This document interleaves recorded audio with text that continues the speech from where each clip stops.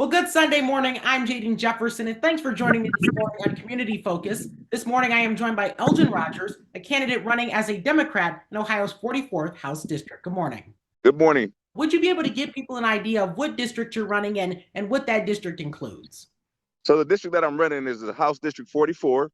It stretches from Toledo to parts of Wood County, Northwood, Millbury Lake, Wilston, all the way down to Genoa and Elmore in the Ottawa counties. Some of the issues that we're looking at tackling or addressing, we'll start right where we started with where the district lies. We are currently running the candidates who are running for the Ohio House of Representatives. We're currently running in maps that have been deemed unconstitutional by the Ohio Supreme Court.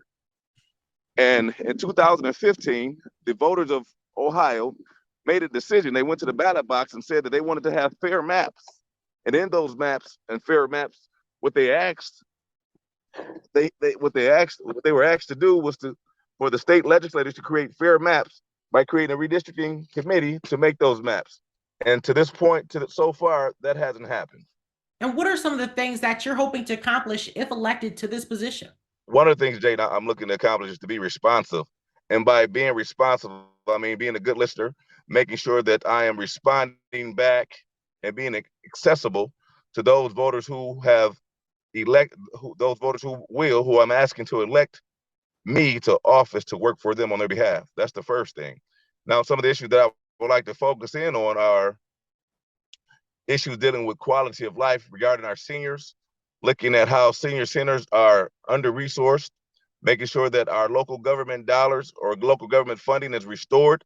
Back in 2010, 2011, the state legislature and the governor, they cut the funding to a lot of local municipalities. And right now, the state of Ohio is sitting on a $1 billion plus surplus budget, and those funds could be used to help us here locally with issues of firefighters and our police forces.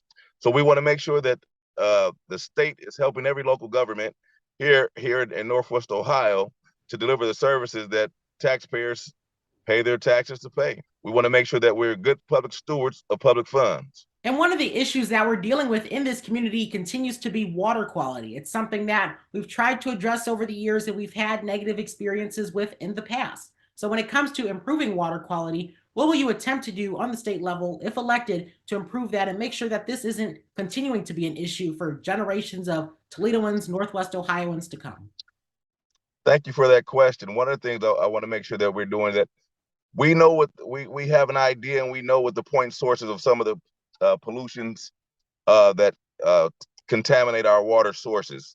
So we want to make sure that we are educating both those folks who are polluting and those folks who are both those commercial and those who are residential. We want to make sure that we're informing them and letting them know exactly what they're doing and how it's affecting our waterways and how it's affecting our drinking water. And also what we want to do, we want to make sure while we're informing them that we're adequately financing our water reclamation and our water distribution systems. We want to make sure that they're up to date and that they're state of art and that we're properly resourcing them.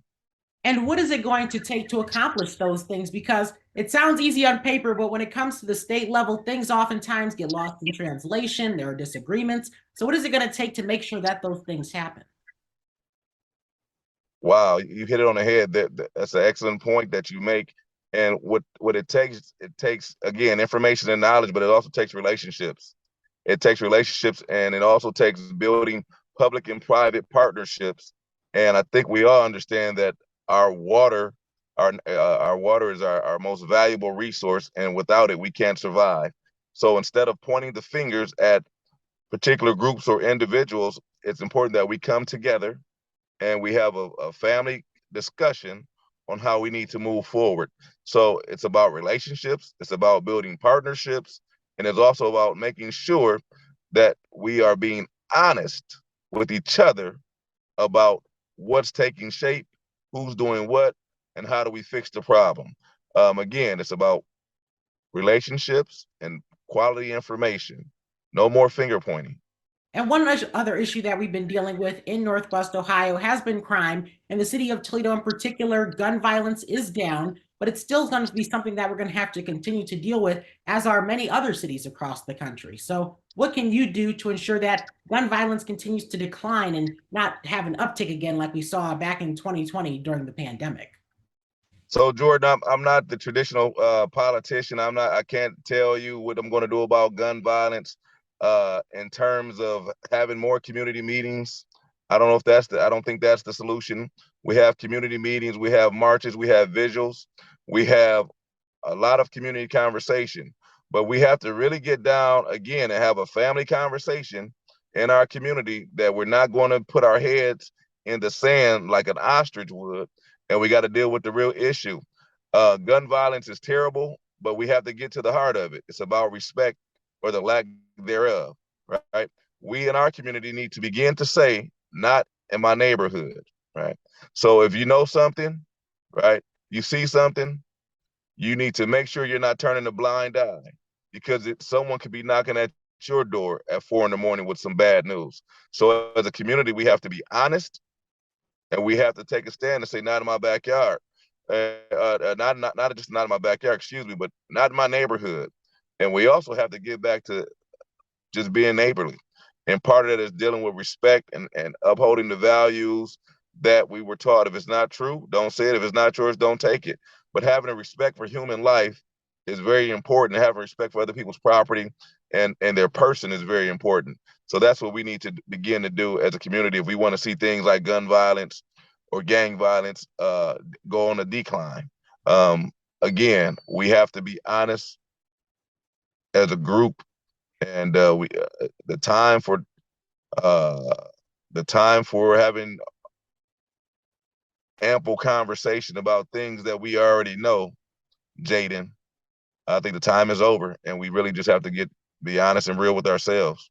Obviously, there are plenty of factors involved here, of course. So it's a multifaceted issue. And, one of the things has been, the economy and where we're investing right now. So jobs, of course, have been something that have been tied to this. And right now, for a lot of people, even who are working, all the time, going to work, getting their job done, they're still struggling to pay for things, which brings us to inflation, which is still a struggle for families, of course, in our area, in the state, across the country. It's even an international problem. So in terms of addressing it on this hyper-local approach, what can be done? So that the inflation itself, we know that when inflation occurs, that families have less money to pay for goods and services to put food on the table.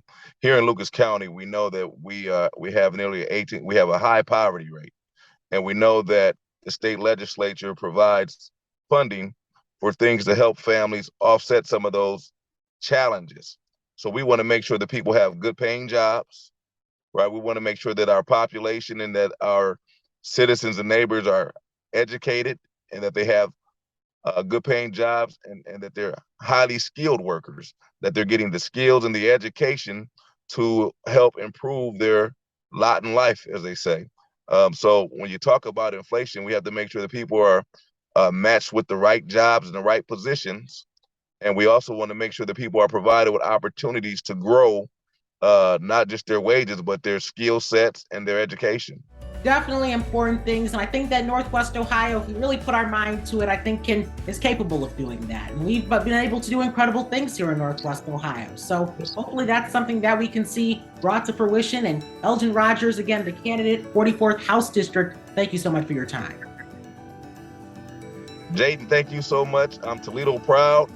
I'm a Scott High School Bulldog, and we are one of the most Toledo is one of the most impressive cities that I've ever been in. When you talk about the people, and we talk about Northwest Ohio, you talk about the compassion that the people have for others. Well, that's this week's Community Focus. Have a great Sunday.